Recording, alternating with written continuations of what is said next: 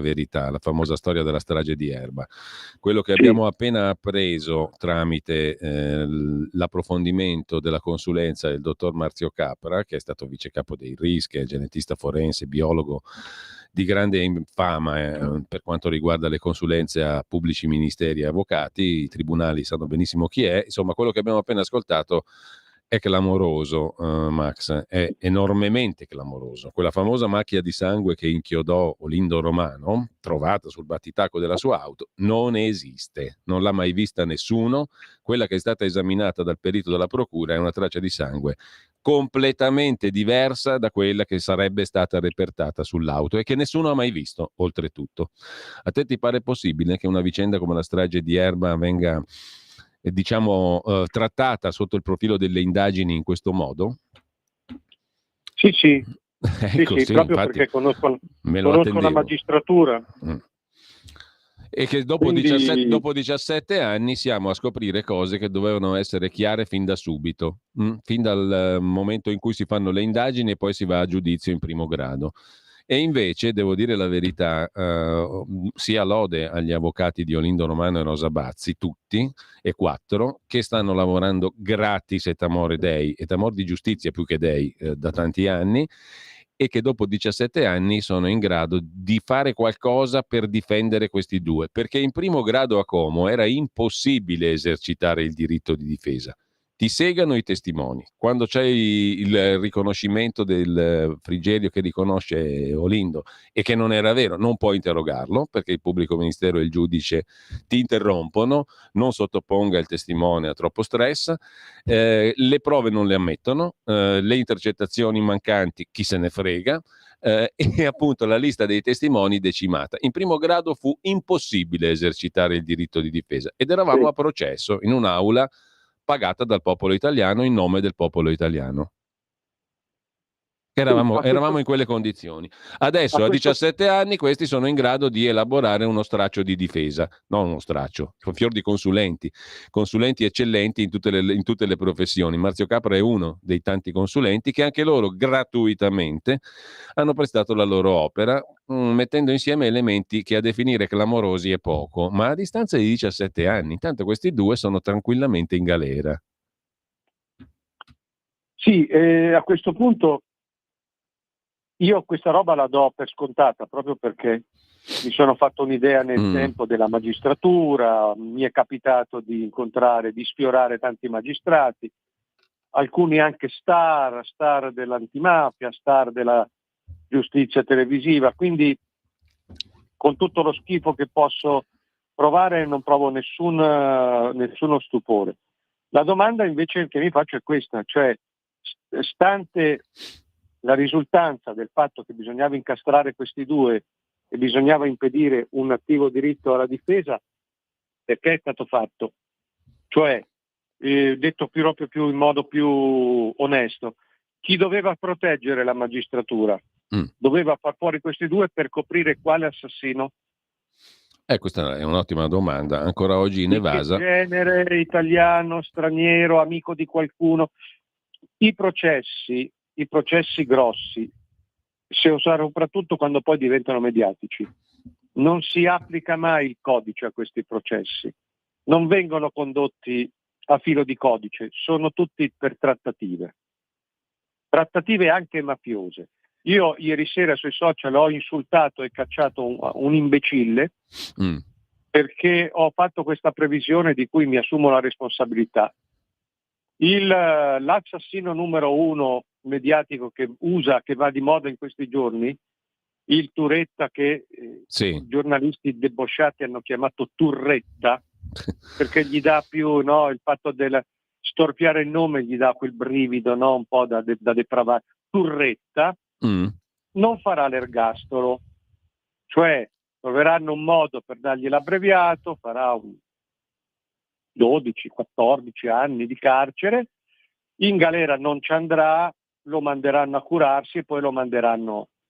Allora uno subito che credeva di essere furbo, no, perché la riforma del 2019 ha detto quello, quell'altro, ha escluso i reati da ergastolo. Allora io con calma gli ho detto, sì, ma basta escludere l'ergastolo in partenza, No, perché tu non conosci la legge. Allora a quel punto l'ho mandato a cagare e ribadisco, questo è un processo mediatico. Se la magistratura se la famiglia di questo Turretta ha amici importanti, il gioco è fatto. Se l'avvocato ha amici tra i giudici, il gioco è fatto.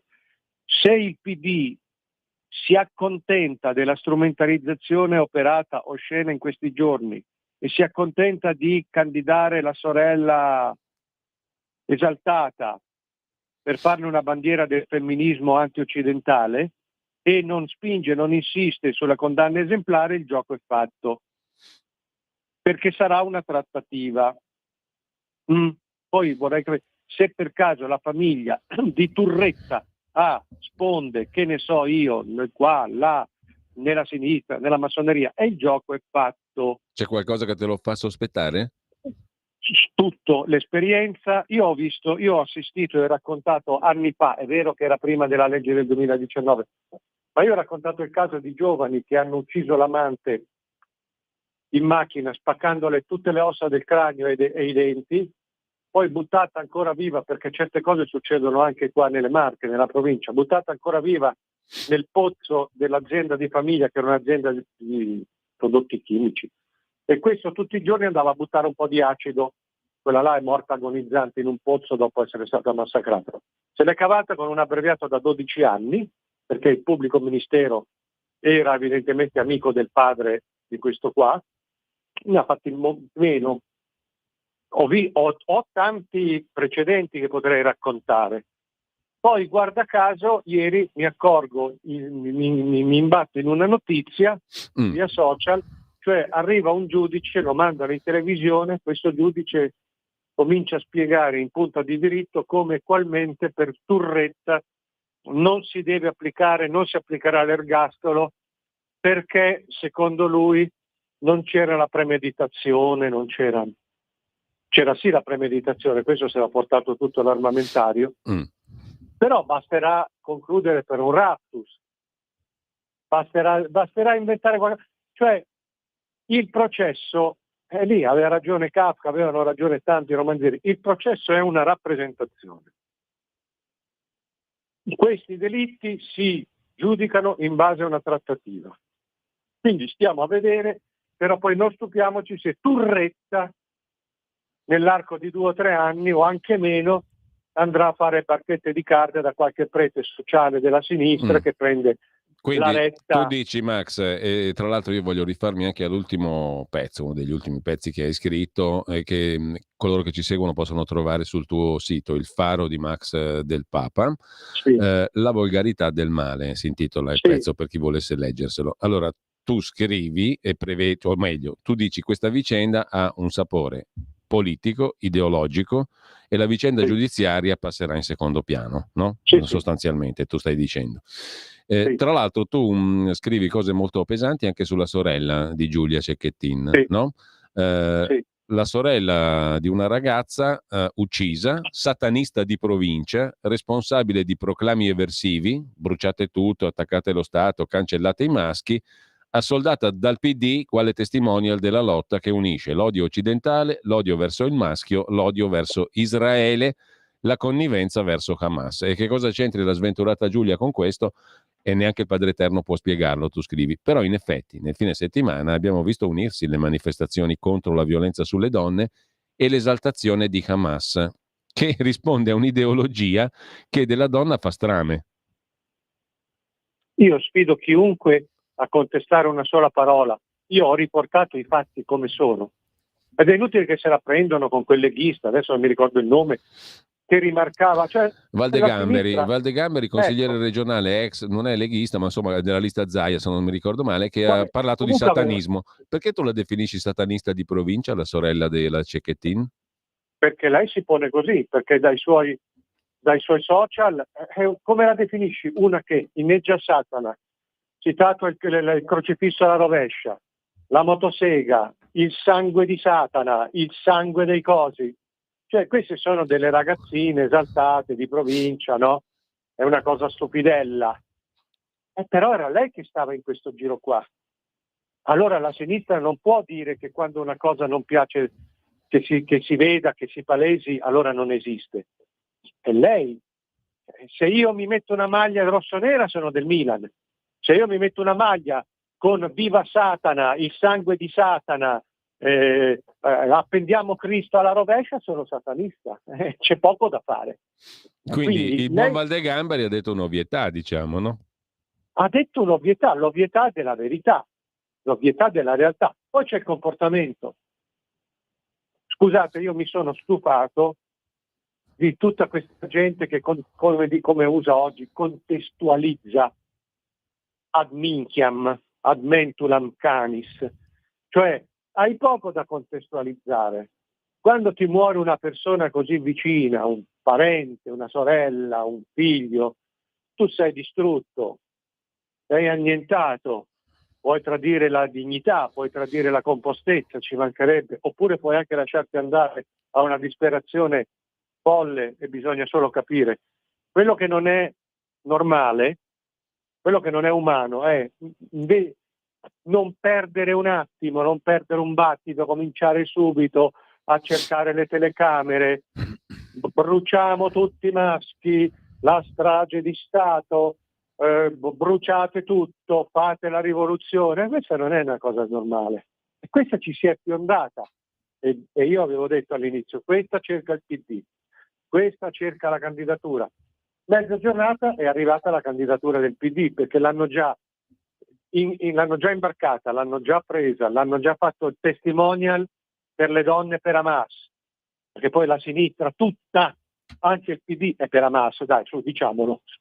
È inutile che facciano finta, che traccheggino, che mandino avanti quel poveretto di Fiano, che lui è ebreo del PD, poveretto, a me fa una tenerezza.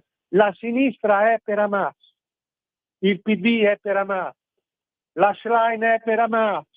Allora hanno mandato avanti questa, l'hanno già istituzionalizzata, gli hanno già fatto un testimonial ufficiale con tanto di egida PD, e la candideranno.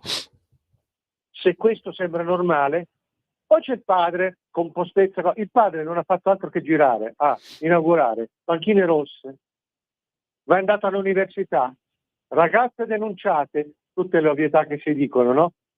Io ne conosco tanta di gente che ha denunciato e poi i carabinieri non sono mai andati, ma a parte questo, anche lì io non riesco a capire, ma non sono questi qua.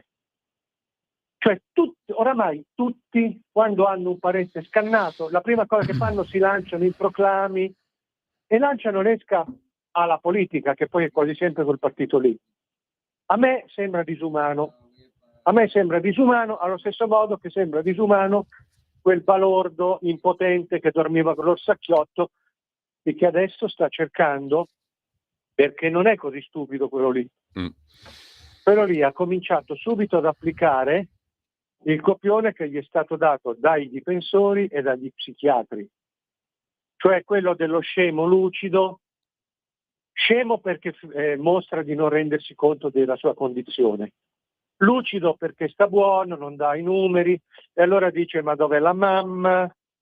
Voglio vedere la mamma, ma io qui sono un po', non dormo, vorrei studiare tanti libri, non studiava prima, non faceva un cazzo, adesso vuole studiare in galera, non è in galera, è nell'infermeria del carcere di Verona, e questo interpretare la parte dello squilibrato perché gli hanno detto di fare così, ma non è né pentito, né ha ripensato, né spaventato da quello che ha fatto. Ecco, Max, mi viene in mente una cosa mentre tu parlavi, no? Ricostruendo peraltro dati di fatto, dati che emergono dalla cronaca. Sì. Questa è cronaca, non è interpretazione di Max Del Papa. Questa è cronaca. Mi viene in mente, avendo io ascoltato le intercettazioni, avendo letto gli atti del processo di cui parlavamo prima per la strage di Erba, la reazione invece di quei due ladi, Olindo Romano e Rosa Bazzi, che vengono giù letteralmente dal pero, cioè tu devi sentire la telefonata un minuto prima che arrivano i carabinieri, il 10 di gennaio del 2007, ad arrestarli, E questi che dicono, gli telefona un'amica e gli dice: guardate che ho visto la vostra foto in televisione a Canale 5, vi stanno cercando a voi, siete voi. E lei dovete prendervi almeno un avvocato, gli dice l'amica Nanda. E loro gli rispondono: ma noi abbiamo già la rata del mutuo, la rata per pagare il camper, i soldi non ce li abbiamo, non siamo stati noi, cosa c'entriamo? L'avvocato Sì, non possiamo permettercelo. Vengono giù letteralmente da Marte quei due lì, no? sì. E qui invece abbiamo tutta una gente che agisce a copione. Allora, quelli che erano, Sì.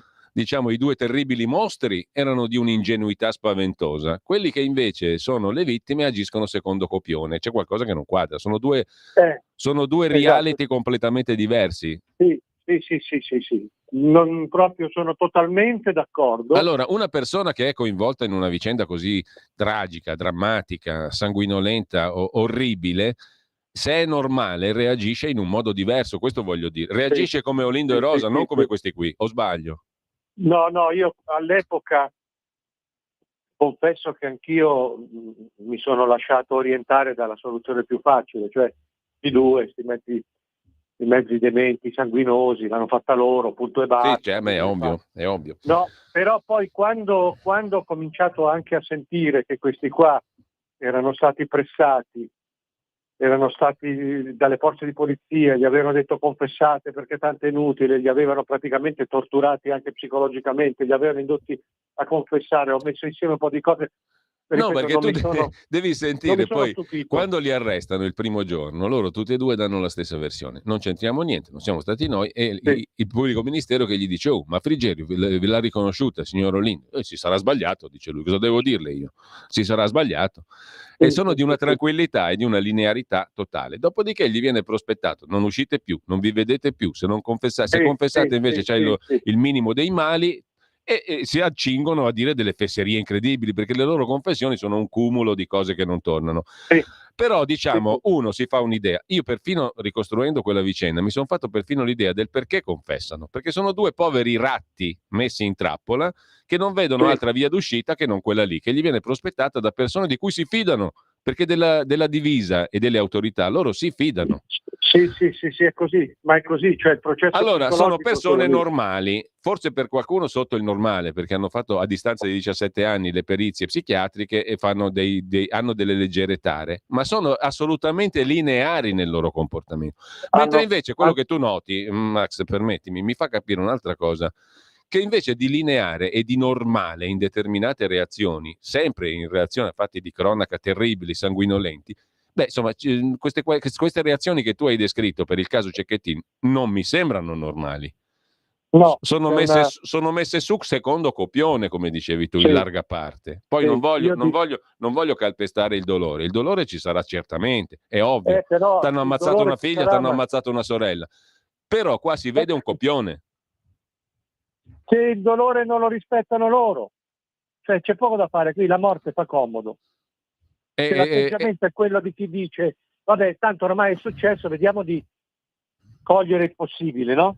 Ma anche solo per un fatto di esaltazione, per un fatto di andare all'università a concionare, a dire le banalità. No, poi mi devi spiegare, Max, stavi dicendo?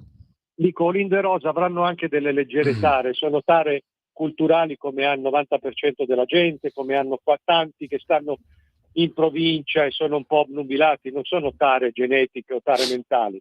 C'è uno scarto, ma questi no.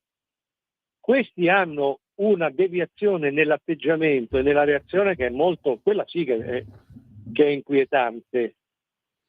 Non è possibile, e lo fanno tutti. Ecco, sta di fatto che come tu hai messo in fila in questo pezzo, con una sintesi tra l'altro straordinaria, in questo pezzo che ho citato prima sul Faro di Max Del Papa, La volgarità del male, abbiamo visto in relazione a allora, ne nasce una manifestazione contro la violenza sulle donne, nella quale però si vuol dar fuoco alla sede di Provita, no? Che è un'associazione nemica, e si butta la bomba. Si esalta Hamas, che fa strame delle donne, no? E che ha violentato in maniera orripilante donne israeliane, ma che in generale si richiama a un'ideologia, quella coranica, che stabilisce per legge divina l'inferiorità della donna, no? Come si fa a mettere insieme una manifestazione contro la violenza sulle donne con Hamas? Me lo devono spiegare. Una serie di manifestazioni nelle quali compare tal Chiara Ferragni, Un idolo diventa Paola Cortellesi e tu ne hai anche per il suo film. Insomma, com'è che mettiamo insieme tutte queste cose senza inorridire? Infatti uno inorridisce, te le hai messe insieme in pochissime righe, ma è la cronaca, ripeto, non è un'invenzione o una forzatura, è la cronaca. Questi sono solo dati di fatto. Poi certo il commento io mi riservo di farlo, cioè, a me fa schifo Chiara Ferragni, che è andata là a sponsorizzare una maglietta di Gucci da 750 euro, è andata con i gorilla, con i bodyguard maschili che prendevano a legnate, a spintonate tutte le donne che erano intorno, è andata con un marito che cantava nelle sue filastrocche di far fuori la Barbara D'Urso, di tagliare la gola alla Moratti mentre mi fa un pompino. Queste sono cose dette da loro. E quindi io rivendico la libertà e il diritto di dire mi fate veramente schifo, fate schifo alla fogna. La Cortellesi, della quale la Rai sponsorizza il film usando la morte di questa Giulia, mi fa schifo. La Cortellesi che conciona, che va alle manifestazioni e si fa la foto davanti a 200 fotografi con quella con la maglia col suo film, mi fa schifo. Tu ti devi dissociare da queste cose, non cavalcare l'autopubblicità.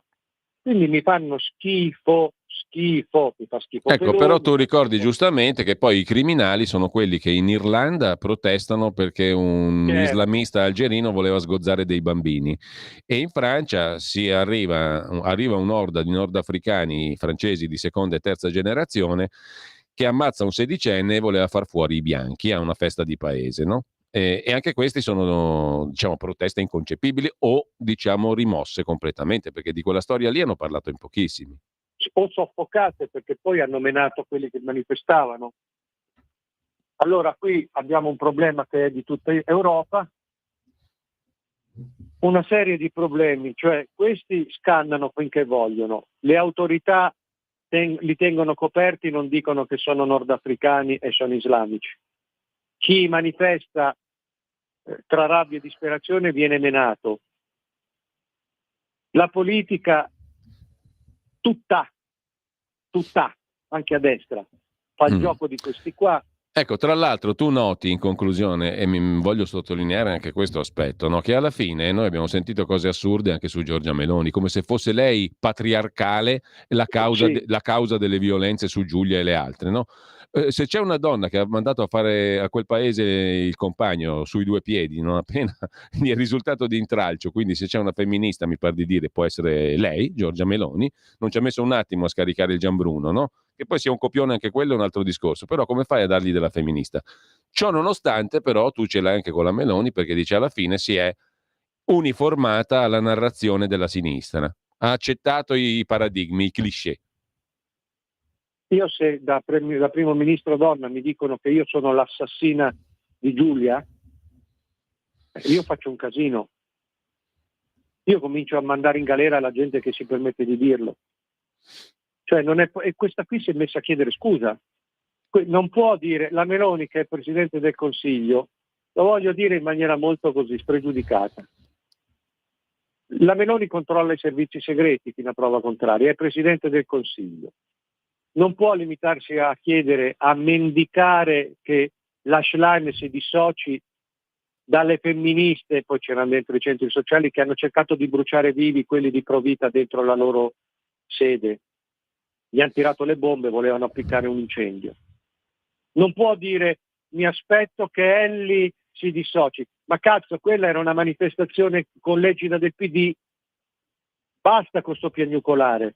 Hanno fatto una tentata strage, dov'è la polizia? Dov'è lo Stato? Quella balorda di Hamas che si è messa da un palchetto a dire che ci voleva un nuovo olocausto e gli ebrei tutti in manicomio e poi tutti deportati, ed era una di Hamas circondata da gente, finanziatori e militanti di Hamas in Italia. È o non è quello un reato, un'apologia di strage, apologia di olocausto? Dov'è lo Stato in questo caso? Tutte le scandescenze, dov'è il governo in questo caso? Perché qui si tratta anche di proteggere il 99,9% della gente, non che questi fanno quello che vogliono. Io mi aspetto che questi qua vengano presi, impacchettati, riempiti di legnate e sbattuti in galera. Poi possono pure buttare la chiave. No che questi qua nel nome di Hamas cercano di bruciare viva della gente, anche sto Pillone, io capisco tutto, la devono smettere di chiedere in modo per dritto o per rovescio la dissociazione, l'approvazione, la cosa della sinistra. Oggi su Libero vedevo poco fa, c'era un pezzo, il leghista Fontana che stupisce la sinistra perché sa stare a perché tavola. non fa i rutti. Bisogna cercare questo genere di cose neanche in maniera surrettizia. È la sinistra ma che io ho la sensazione, Max, che la cultura cosiddetta di destra, insomma, la destra non ce la farà a fare questa operazione. Non ce la fa, perché sono a metà, sono succubi, ma sono anche opportunisti. Dovrà essere la sinistra, ma non succederà mai a stupire la gente normale che sa stare a tavola o che è decente. Per il momento continua a confermare nell'indecenza. Ma nella gestione del potere della cosa pubblica è cambiata soltanto l'etichetta, la sostanza è rimasta quella, ci metto gli amici, faccio i cazzi miei. Guarda il caso Rai che capisci tutto, no? Non c'è un segno di discontinuità, non c'è differenza, c'è una continuità di altro tipo. Sì, hanno messo anche gli altri senza togliere quelli lì, ma anche sul fatto dell'ambiente. Adesso poi lo possiamo dire tutto il peggio che vogliamo. No, poi scusami, veramente, il discorso anche una banalità, ma il discorso delle bollette di luce e gas, no? Alla fine del mercato tutelato, che era un argine minimo di garanzia, c'è in tutti gli altri paesi, no? Perché il prezzo calmierato c'è in Francia, c'è in Germania, c'è in Spagna, c'è dappertutto. Solo noi dovremmo gettarci, diciamo, nel puro libero mercato, che sappiamo cosa vuol dire, che le bollette rincareranno praticamente per tutti.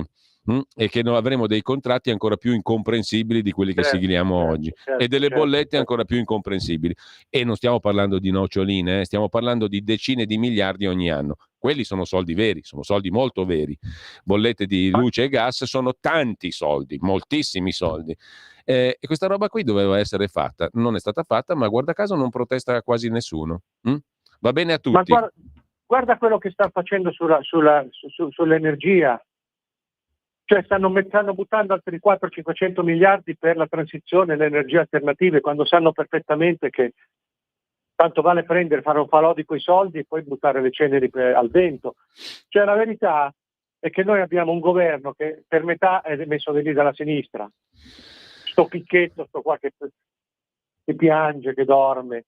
All'ambiente, alla sanità hanno messo quell'altro. Cioè mezzo governo è messo lì dalla sinistra, o col benestare della sinistra o con le decisioni di Mattarella. Allora a questo punto anche a Milano è inutile che ce la pigliamo solo con Sala. Sala è quello che è, ma quando un domani dovesse comandare la destra, tu pensi che cambierà qualcosa nella gestione del traffico, nella punizione delle macchine, nelle auto elettriche, in tutte queste cazzate? No! Allora veramente forse è vero, ha ragione chi dice che oramai i politici e gli amministratori sono solo dei passacarte e i giochi sono fatti molto altrove. Allora, perché non è possibile. Hanno messo tutta sta gente dappertutto a coprire le orde islamiche, quelli che scannano la gente. Nei governi devono solamente fare queste truffe miliardarie sulle rinnovabili. Tu stavi sottolineando adesso questo meccanismo della liberalizzazione del mercato che è un'altra truffa. Evidentemente i processi decisionali sono molto altrove, questi stanno lì solo come delle figure. Allora Max, dobbiamo salutarci qua. Io ti ringrazio, grazie a Max Del Papa. Il faro di Max Del Papa lo trovate facilmente, raccoglie tutti i tuoi interventi, scrivi anche fortunatamente su altre testate, dal Giornale d'Italia a Italia Oggi. Grazie Max e buona giornata. A tutti voi, grazie, ciao. E tra poco il Qui Parlamento che recuperiamo, poi non in diretta ma in differita Claudio Borghi Aquilini e tanto altro. State all'ascolto, lo scoprirete soltanto ascoltando. Buona mattina a tutti.